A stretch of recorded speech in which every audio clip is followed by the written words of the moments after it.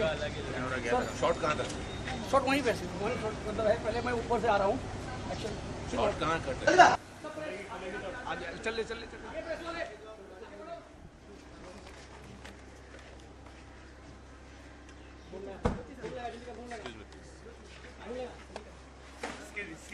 मुबारक हो जेडी। हाँ, आपने सरकार से केस जीत लिया। कट इट ना।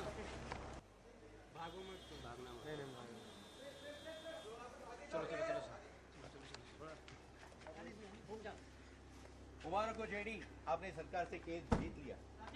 देखिए, हमारी लड़ाई सरकार के खिलाफ है। हम तो लड़ इसलिए रहे थे कि चलो काजी क्या ऊपर कर सर, ऑड हो गया ना, पोजीशन हो गया ना। वन मोर क्या, शॉट रुकने तक है ना। हाँ, अब क्या है, अब राखी जी की एंट्री लो।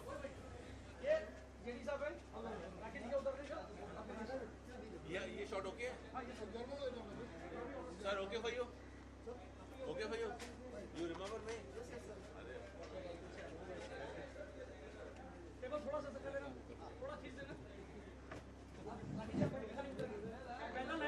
तो जाने के बाद ऑर्डर सर, शॉट रेडी।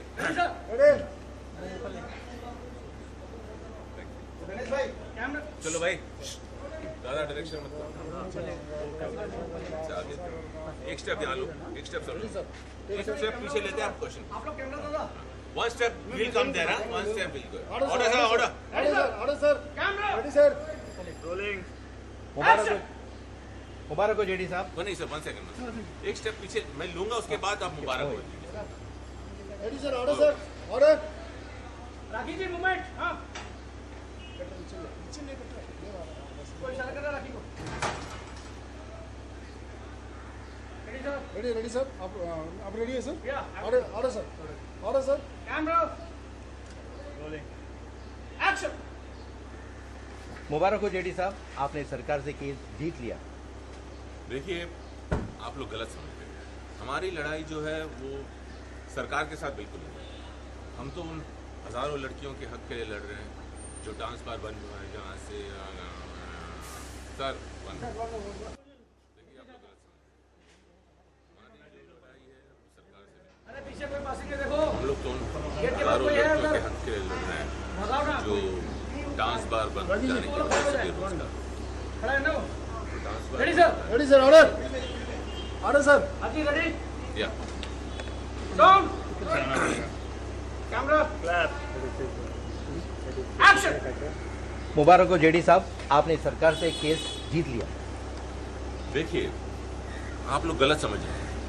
हमारी जो लड़ाई है वो सरकार के साथ बिल्कुल नहीं। हम तो उन हजारों लड़कियों के हक के लिए लड़ रहे हैं जो डांस बार बंद हो जाने के कारण बेरोजगार हैं।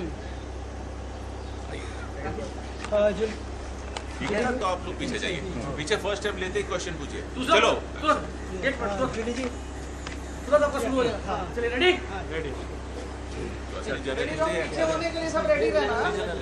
Ready sir, order. तीसरा किसका है? मेरा। तीसरा लाइन भी ले लो अभी, ठीक है। वो पूछेंगे तो आप बार खुल जाएंगे, फिर डालते हैं। किसका? आपका डेवलप। अरे मेरा किधर?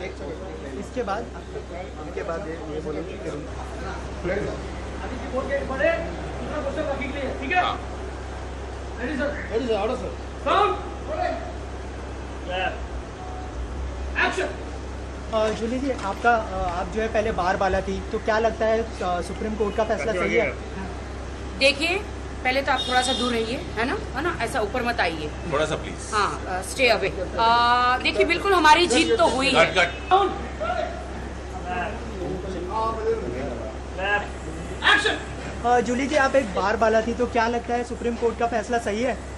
देखिए, पहले तो आप थोड़ा ऐसे सर पे मत गिरिए, है ना, थोड़ा आराम से। आपके सारे सवालों का हम जवाब देंगे। देखिए, बिल्कुल हमारी जीत तो हुई है, लेकिन बार बंद होने के बाद अगर सरकार बार बालाओं के लिए कोई जॉब देती थी, कोई नौकरी देती तो बहुत अच्छा होता, लेकिन ऐसा हुआ नहीं है। क्या आप सबको पता है कि बार बंद होने के बाद कितनी सारी जो लड़कियां हैं, बार बालाएं हैं, जो हमारी लड़कियां हैं, कितनी लड़कियों ने आत्महत्या की है और कितनी लड़कियां अपना घर छोड़कर गांव चली गई है, अपने होम टाउन, और कितनी लड़कियों ने शायद आपको पता नहीं है, उन्होंने ऐसे काम किए जो उन्हें बिल्कुल नहीं करना चाहिए था। कितना बड़ा मुद्दा है ये, कितनी बड़ी बात है ये। क्या आप बार खुल जाएंगे? देखिए, हम कोर्ट के लिखित ऑर्डर का वेट कर रहे हैं। जैसे ही वो ऑर्डर हमारे हाथ में आ जाता है, बाहर खुलेंगे और जरूर खुलेंगे। क्यों? बिल्कुल बिल्कुल खुलेंगे, जरूर खुलेंगे, और हमारी जो लड़कियां हैं उनको काम मिलकर रहेगा। धन्यवाद। चलिए।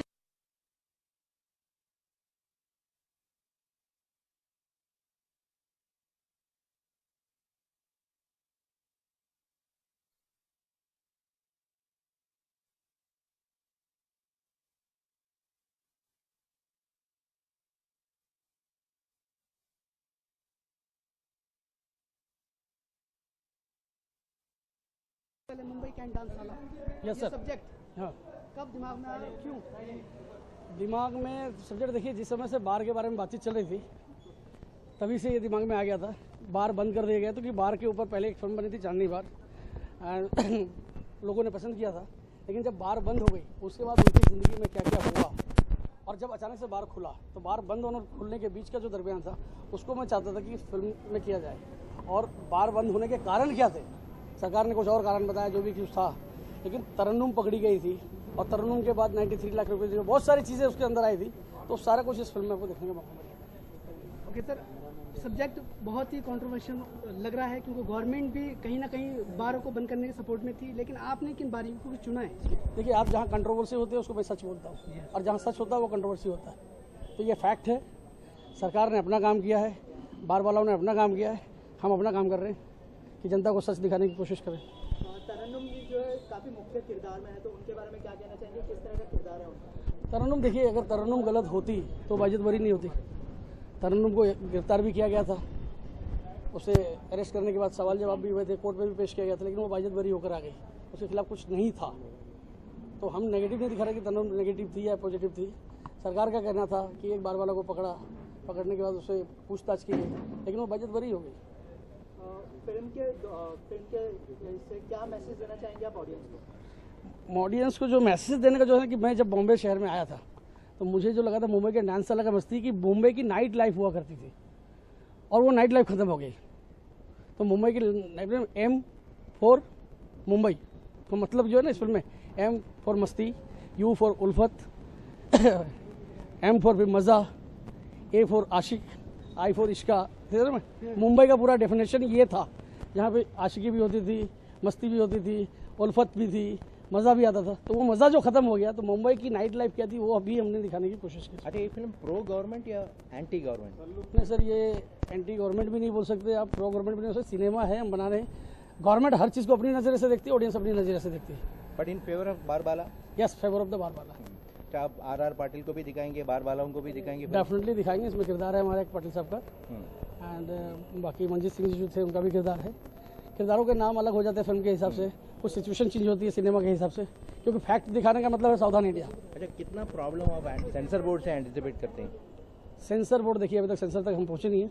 अब सेंसर तक पहुंचेंगे, सेंसर के सवालों का भी जवाब हम देंगे, लेकिन हमने जो सच है वो दिखाने की कोशिश की है और सच जनता के सामने आना चाहिए। क्योंकि गवर्नमेंट का कुछ अलग ये था, बार वालों को बार बंद करने के लिए, और बालाओं का अलग था। तो वो सब चीज़ों में, और जो भी सुप्रीम कोर्ट ने अगर फैसला दिया है तो सच्चाई सबके सामने है ना।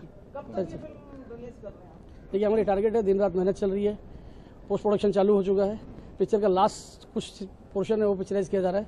30 अक्टूबर को हमने रिलीज करने का फैसला किया है। इसमें इम्पोर्टेंट राइटर है या डायरेक्टर? तो बड़ा अजीब सा सवाल कर दिया, क्योंकि मेरी पहली फिल्म एज ए डायरेक्टर है। राइटिंग में मैंने काफ़ी फिल्में लिखी है, ट्रू स्टोरी फिल्में लिखी है, जैसे शबनम मोसी थी, राजगुरु थे, अनारा गुप्ता का जो कांड हुआ था। तो ये इत्तेफाक और खुशकिस्मती रही कि मुझे रियलिटी सब्जेक्ट लिखने का मौका मिला। तो कोशिश होगी कि राइटर पर डायरेक्टर हावी नहीं हो और डायरेक्टर पर राइटर हावी ना हो, बैलेंस बना रहे। ठीक है sir, thank you sir, bye. Mumbai can't dance वाला लीड हो और कितने तैयारी के लिए सब्जेक्ट चुना?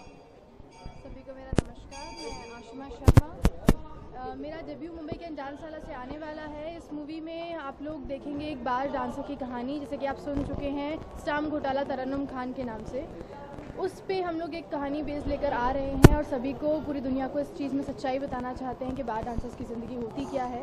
और इसमें यकीनन मैंने बहुत मेहनत करी है, मेरे डायरेक्टर प्रोड्यूसर सब ने अलग अलग रिसर्च करी है हम लोगों ने, उन लोगों की लाइफ पर, उन लोगों के बास पर, तो बस वही सब आपके सामने आने वाला है। आप बड़ा महत्वपूर्ण किरदार से निभा रहे हो। हाँ जी। कितनी रिसर्च की आपने करने देखिए, तरन्नुम खान की जहाँ तक बात है कि जो हम लोगों के दिमाग में मेंटालिटी उनको लेकर बनी हुई है, ऐसा सच बिल्कुल है नहीं। बट जब आप इस मूवी को देखेंगे तो आप जान पाएंगे कि एक वो ही नहीं, बाकी भी बार डांसर्स की ज़िंदगी क्या होती है। और जहाँ तक उनकी जानकारी की बात है तो हमने नेट पे उनके लिए सर्च किया है, कई बार्स में जाके भी पता किया है, उनके बारे में मैंने खुद पर्सनली रीडिंग करी है सब चीज़ को लेकर। बस उनका एक छोटा सा लाइफस्टाइल आपके सामने लाना चाहती हूँ। कंट्रोवर्शियल सब्जेक्ट है, बहुत बड़ा, बहुत तरफ से उंगलियां उठेंगी, आपके किरदार को भी लेकर उंगलियां उठेंगी, क्या तैयार हो आप उसके लिए? बिल्कुल मैं तैयार हूँ, बिकॉज नॉर्मल रोल्स के लिए तो फिर सभी ऑफर्स आते हैं, सब लोग करते ही हैं, बट मैंने ये सब्जेक्ट ही इसलिए चुना था बिकॉज इसमें मैं महिलाओं के लिए अगर कुछ कर पाऊंगी तो मैं अपने आप को खुशनसीब समझूंगी। फिल्म का मैसेज क्या पॉजिटिव रहेगा, नेगेटिव रहेगा? बिल्कुल पॉजिटिव रहेगा और आप लोगों की सोच बदलने की, जहाँ तक मेरी सोच है कि मैं आप लोगों की सोच बदल पाऊंगी। शायद भगवान ने मुझे इसीलिए चुना हो कि मैं इस कहानी को आप लोगों के सामने लाकर कुछ सच्चाई बयान कर सकूँ। क्या अगर फिल्म की यूएसपी पॉइंट की बात करूँ, अगर तो एक्टिंग होगी, किरदार, डांस होगा या स्क्रिप्ट होगी, क्या देखिए, इसमें डांस भी होगा और इसमें एक्शन भी होगा, इसमें रोमांस भी होगा, इसमें आप लोग सब चीज़ें आप लोगों को देखने को मिलेगी। बस हम लोग ये सोचते हैं कि अगर आप लोग इसको अच्छा मतलब समझेंगे और अच्छा फेमस करेंगे तो शायद आगे की जो बार डांसर्स की लाइफ है उनमें उन लोगों को थोड़ा हेल्प मिल जाए। आपके साथ आपके को स्टाफ हैं? बिल्कुल, मेरे साथ प्रशांत नारायण जी हैं, काफ़ी अच्छे हैं, शक्ति जी, राखी जी, आदित्य चोपड़ा जी एंड बहुत अच्छे लोग जो मेरे साथ एक्सपीरियंस होल्डर्स वर्क कर रहे हैं, उनके आशीर्वाद के साथ मैं वो भी कर रही हूँ। अगर ऑफ सेट की बात करें तो राखी जी के साथ आपका कैसा रिलेशन है? बिल्कुल बहुत अच्छे रिलेशन है। एज अ सिस्टर वो मुझे हर चीज़ गाइड करती रहती हैं, चाहे वो मेरा हेयर हो, चाहे मेरा मेकअप हो, चाहे मेरा डांस हो, हर चीज़ को लेकर वो मुझे बहुत इंकरेज करती हैं और आगे भी करती रहेंगी, ऐसा वो कहती हैं तो बिल्कुल होगा। Thank you so much.